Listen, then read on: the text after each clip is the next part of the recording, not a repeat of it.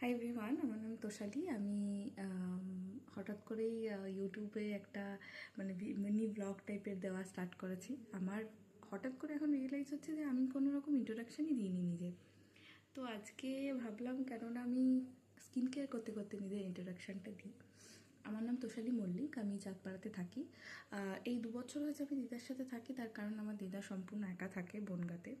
তো যেহেতু আমার এখন ওয়ার্ক ফ্রম হোম, আমি ওয়ালমার্ট বলে একটা কোম্পানিতে জব করি, আমার সম্পূর্ণ ওয়ার্ক ফ্রম হোম, সেই জন্য আমি দিদার সাথে এখানেই প্রায় 2 বছর মতন এখানেই আছি।